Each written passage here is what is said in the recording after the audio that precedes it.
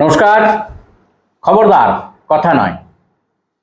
এখন ভারতবর্ষ রীতিমতো আলোচনার বিষয়বস্তু হয়ে দাঁড়িয়েছে বিহারের নির্বাচন এবং নির্বাচনকে সামনে রেখে নির্বাচন কমিশনের ভূমিকা। ভোটার তালিকার একটা বিশেষ সংশোধনী শুরু করেছেন, যার নামকরণ হচ্ছে SIR, স্পেশাল ইন্টেন্সিভ রিভিশন। এই SIR-কে সামনে রেখেই নানা রকম প্রশ্নচিহ্ন উঠেছে। সুপ্রিম কোর্টেও এই নিয়ে মামলা চলছে। আজকে 10 মিনিট সুপ্রিম কোর্ট শুনেছেন। আগামীকাল 10:30টার সময় বলবেন তিনি আবার কবে শুনবেন, ইত্যাদি নিয়ে নানা রকম কথাবার্তা চলছে। আমরা এই বিষয়টা নিয়েই, নির্বাচন কমিশনের এই ভূমিকা নিয়েই আজকে আলোচনা করব। আমরা অনুরোধ করেছিলাম রাজ্যের প্রখ্যাত আইনজীবী শ্রী পুরুষোত্তম রায় বর্মনকে, তিনি আমাদের সময় দিয়েছেন অল্পক্ষণের জন্য। আপনাদের সমস্ত বিষয়টি নিয়ে আসবো, আমরা চেষ্টা করব আপনাদের কাছে বিষয়টা তুলে ধরার। পুরুষোত্তম, আমরা সরাসরি চলে যাই যে এবার বিহার নির্বাচনকে সামনে রেখে SIR হয়েছে। আপনি একটা অসাধারণ লেখা লিখেছেন, মানুষ জেনেছে অনেকটাই। তবুও আমরা জানতে চাইছি যে নির্বাচন কমিশন তার এই স্পেশাল ইন্টেন্সিভ রিভিশনের ক্ষেত্রে যে নাগরিকত্ব যাচাই করার দায়িত্ব নিয়ে নিয়েছে, এটা কতটা বৈধ, একটা পার্ট। দ্বিতীয় পার্ট হচ্ছে নির্বাচন কমিশনের আসলে দায়িত্বটা কি, তারা কি সেটা পালন করছে কিনা। প্রথমত, বিহারে বিধানসভা নির্বাচনের 6 মাসও নেই। এর পূর্বে নির্বাচন কমিশন, ভারতের নির্বাচন কমিশন, যে special intensive revision of electoral rolls, যেটাকে SIR বলা হচ্ছে, এই কাজটা শুরু করেছে। এক কথায় অভূতপূর্ব, নজিরবিহীন এবং খুব সহজ করে বললে কথাটা কর্কট কিংবা কর্কশ হলো সত্য। এই প্রক্রিয়ার মূল উদ্দেশ্য হচ্ছে একটা বিরাট সংখ্যক ভোটারের ভোটাধিকার হরণ করা। এর ফলে বিভিন্ন, এখন অবধি যা খবর পাওয়া যাচ্ছে, প্রায় 60 থেকে 70 লক্ষ ভোটার তাদের ভোটাধিকার হারাতে চলছে। নির্বাচন কমিশন ইলেকট্রাল রোল নির্দিষ্ট সময় অন্তর অন্তর সংশোধন করে, এটাকে রিভিশন বলা হয়, ইন্টেন্সিভ রিভিশন হয়। কিন্তু এই প্রথম স্পেশাল ইন্টেন্সিভ রিভিশন, এর কোনো নজির নির্বাচনী আইনে, অর্থাৎ পিপুলস রিপ্রেজেন্টেটিভ অ্যাক্টেও এটা কিন্তু নেই। পিপুল রিপ্রেজেন্টেটিভ অ্যাক্টে যেটা আছে, জনপ্রতিনিধিত্ব আইনে, সেটা হচ্ছে যে স্পেশাল রিভিশন। কিন্তু এই ধরনের intensive revision, special intensive revision এই ধরনের প্রথম, একটা কথা। দ্বিতীয় কথা হলো, লোকসভা নির্বাচনের পূর্বে 24 লোকসভা ভোট হলো, এর পূর্বে কিন্তু বিহারে একবার ইলেকট্রাল রোল রিভিশন হয়েছে। এখন নির্বাচন কমিশন কেন এই বিরাট কাজ, বিহারে যে এখানে ভোটারের সংখ্যা প্রায় 8 কোটি, এই বিরাট কাজে হাত দিলেন, এই প্রশ্ন সঙ্গত হয়ে উঠছে। এবং এই প্রশ্নগুলোর মধ্য দিয়ে ভোটারদের উপর দায়িত্ব অর্পণ করা হচ্ছে, বার্ডেন, মানে ভোটারদের কাঁধে এই বোঝাটা চাপিয়ে দেওয়া হচ্ছে। তাদেরকে প্রমাণ করতে হবে তারা ভারতীয় নাগরিক, অর্থাৎ প্রত্যেকটি মানুষকে একজন সন্দেহভাজন অনুপ্রবেশকারী বিদেশি নাগরিক হিসেবে ধরে নেওয়া হচ্ছে। এটা কিন্তু আমাদের দেশের গণতন্ত্রের যে মূল স্তম্ভ, অ্যাডাল্ট ইউনিভার্সাল ফ্র্যাঞ্চাইজ, যাকে বলে সার্বজনীন প্রাপ্তবয়স্ক ভোটাধিকার, অর্থাৎ সমস্ত প্রাপ্তবয়স্ক মানুষ আমাদের আইন অনুযায়ী তাদের 18 বছর হয়েছে, তারা সবাই ভোটাধিকার, এটা ধরে নিয়েই প্রত্যেকের নাম অন্তর্ভুক্ত করা হয়। এখন যদি এখানে কেউ অনুপ্রবেশকারী থাকে, বিদেশি থাকে, সেটা প্রমাণের দায়িত্ব সংশ্লিষ্ট ভোটারের নয়। তার বিরুদ্ধে অভিযোগ থাকলে যারা অভিযোগ করবে তাদের প্রমাণের দায়িত্ব। এখন নির্বাচন কমিশন কি করছে, বিহারের 8 কোটি ভোটারকে একটা কঠিন পরীক্ষার মধ্যে ঠেলে দিয়েছে, যে পরীক্ষায় তাদেরকে পাস করতে হবে। এই পরীক্ষায় পাশের মাপকাঠি নির্বাচন কমিশন এমনভাবে নির্ধারণ করেছে যেই মাপকাঠি অধিকাংশ ভোটারের আওতার বাইরে। কেন বলছি আমি এই স্পেশাল ইলেকট্রাল রিভিশন? এটা কেন দলিতদের, সংখ্যালঘুদের, মুসলিমদের, পরিযায়ী শ্রমিকদের, গরিব অংশের মানুষের, অতি অনগ্রসর সম্প্রদায়ের ভোটারদের ভোটাধিকার কেড়ে নেবে? কারণ তাদের কাছে যে দলিলগুলো চাওয়া হচ্ছে, প্রথমত একটা কথা বলি, আমাদের দেশে এখন অবধি প্রত্যেক ভোটারের প্রায় 100 ভাগের মধ্যে 90-95 ভাগ মানুষের আধার আছে, রেশন কার্ড আছে, এপিক আছে, এবং এইগুলো সমস্ত গরিব মানুষেরই আছে। এবং ইলেকশন কমিশন বলছে, ভারত সরকার বলছে, আধারের কাভারেজ প্রায় 99%, 98%। কিন্তু অদ্ভুত কথা, নির্বাচন কমিশন আধারকে প্রামাণ্য নথি হিসেবে গ্রহণ করছে না, মান্যতা দিচ্ছে না। রেশন কার্ডকে প্রামাণ্য নথি হিসেবে মান্যতা দিচ্ছে না। নির্বাচন কমিশন এমনকি নির্বাচন কমিশনের যে সচিত্র ভোটার পরিচয় পত্র, যাতে বলে এপিক, সেই এপিককেও প্রামাণ্য দিচ্ছে না। তাহলে এবং অধিকাংশ মানুষের হাতে এই এই এই এই প্র- এই এই এই ওদেরই দেওয়া এপিক। এই দলিলগুলো আছে, হ্যাঁ, আধার, ঠিক। এপিক। তাহলে এপিক তো তাহলে ওদেরই নির্বাচন দেওয়া। কমিশন এপিককেও বলছে এটা আমাদের জালিয়াতি আছে। হ্যাঁ, রেশন কার্ড, এগুলো হবে না। এখন কি হবে, কোনগুলি হবে, সেখানেই প্রশ্নটা উঠছে যে এর ফলে গরিব মানুষ, আদিবাসী, দলিত, সংখ্যালঘু, পরিযায়ী শ্রমিক, তাদেরকে তাদের ভোটাধিকার বিপন্ন করার একটা গভীর প্রক্রিয়া শুরু, চক্রান্ত তো বলতে আমরা বাধ্য হচ্ছি। নির্বাচন কমিশনের বিরুদ্ধে চক্রান্ত কথাটা বলা কতটা সমীচীন অনেকেই প্রশ্ন করবেন, কিন্তু নির্বাচন কমিশনের ভূমিকা আজকে এমন একটা জায়গায় গেছে যে এই কথাটা বলতে আমরা বাধ্য হচ্ছি। বিহারের মানুষ বলছে এটা হচ্ছে ভোট বন্দি। আর বিহারের মানুষ এই প্রক্রিয়াটাকে বলছে ভোটবন্দি প্রক্রিয়া। এবং দেখুন কোন কোন দলিলগুলো নির্বাচন কমিশনের কাছে প্রামাণ্য দলিল হিসেবে গ্রাহ্য হবে। মা বাবার কোনো সরকারি পরিচয়পত্র, ব্যাংক, পোস্ট অফিসের অ্যাকাউন্ট, এলআইসির কাগজ, পাবলিক সেক্টর ইউনিটে কাজ করলে তার নথি, পাসপোর্ট। এখন পাসপোর্ট, বিদেশে যাওয়ার পাসপোর্ট কজন দলিতের আছে, কজন গরিব মানুষের আছে, কজন গরিব মানুষের মা বাবা সব ব্যাংকে অথবা পোস্ট অফিসের অ্যাকাউন্ট আছে, কিংবা এলআইসির ইন্স্যুরেন্স আছে, সরকারি পেনশন অর্ডার।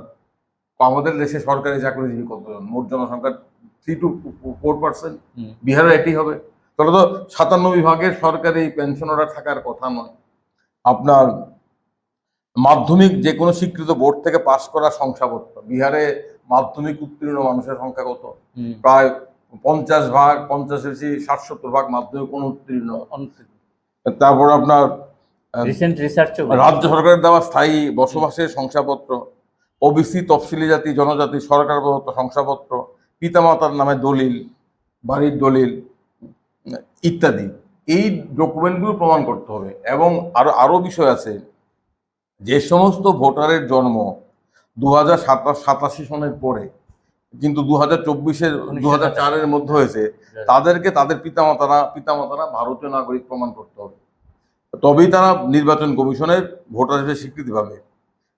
এবং আরেকটা হচ্ছে, যাদের 2রা ডিসেম্বর 2004-এর পরে জন্ম, তাদের পিতামাতার উভয়ের তথ্য প্রমাণ জমা দিতে হবে।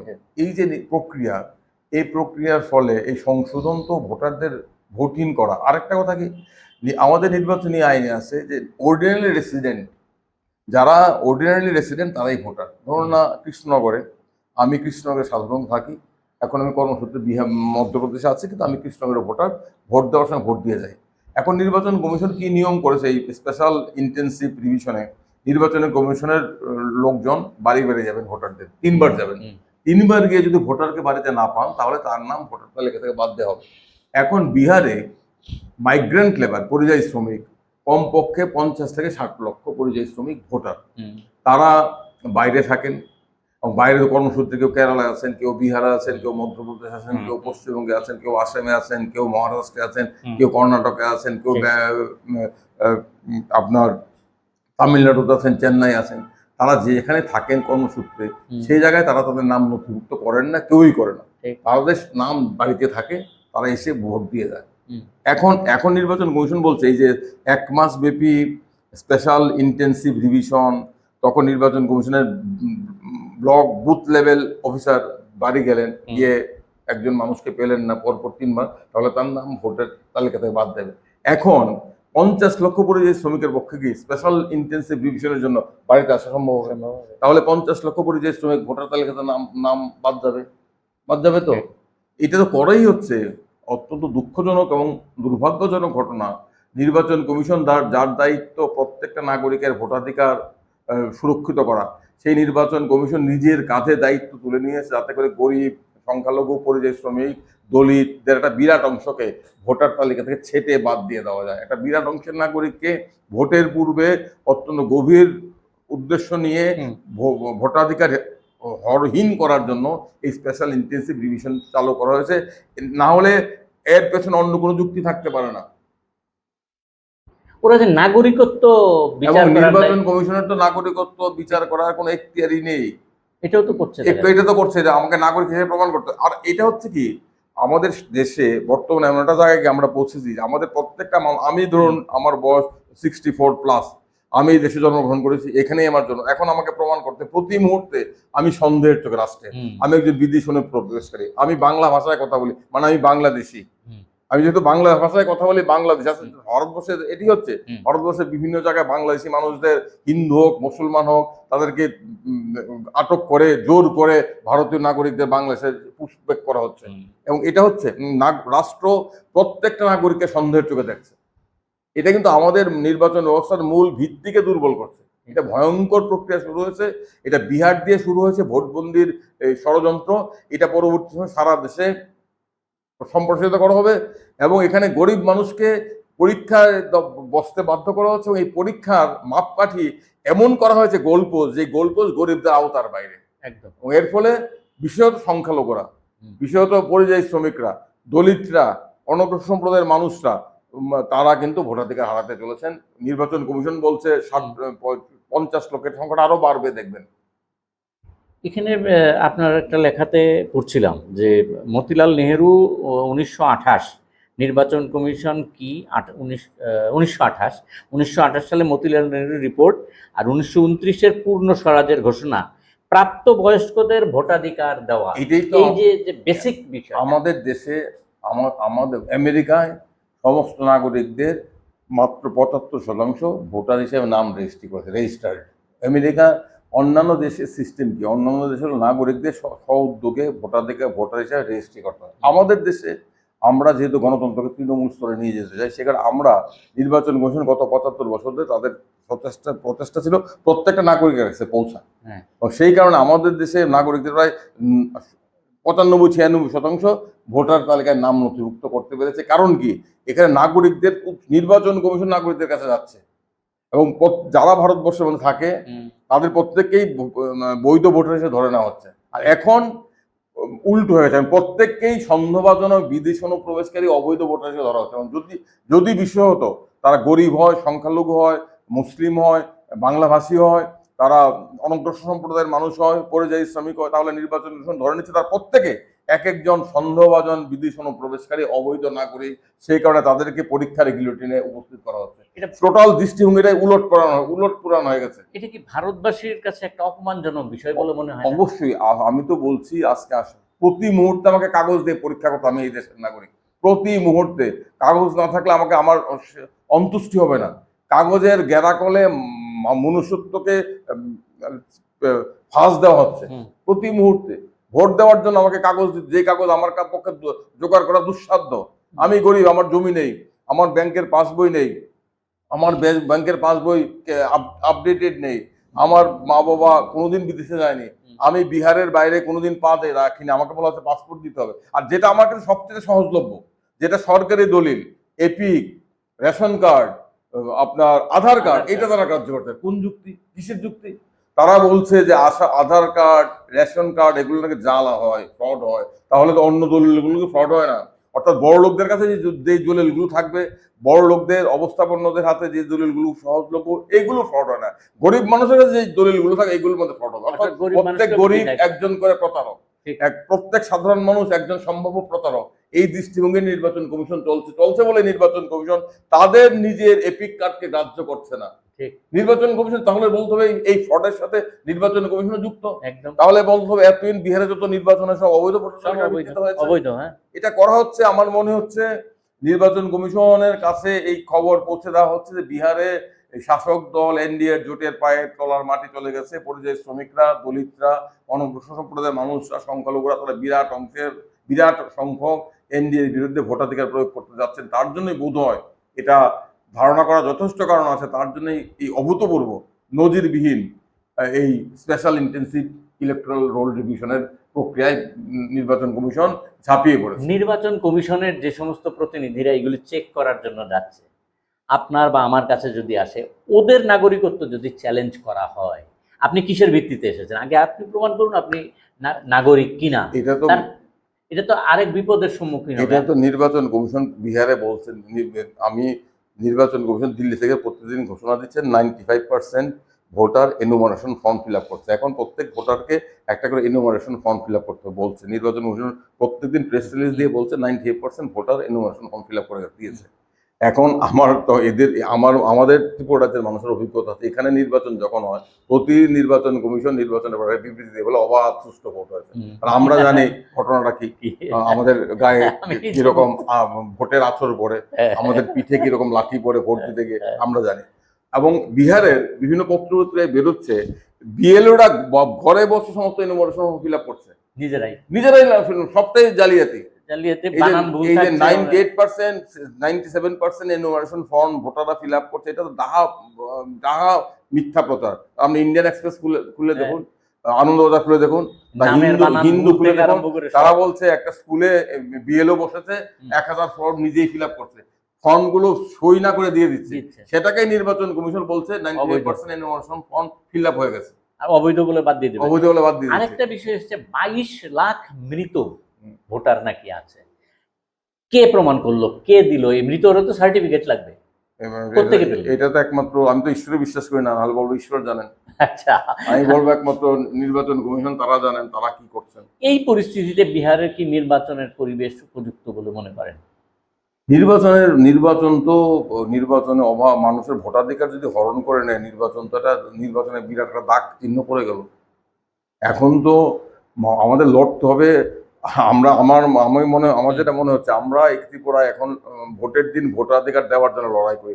এখন তো আমাদের লড়াই শুরু হবে 6 মাস আগে ভোটাধিকার রক্ষা করার জন্য, কারণ ত্রিপুরাতেই প্রক্রিয়া আসবে। এখানেও ইতিমধ্যে ত্রিপুরা মশা নেতৃত্ব বলছে সবাই নাকি বিদেশি, আমরা নাকি সবাই বিদেশি। এখানেও তো আরো ডাবল পরীক্ষা হবে, তাহলে কতজনকে বাদ দেবে তারা?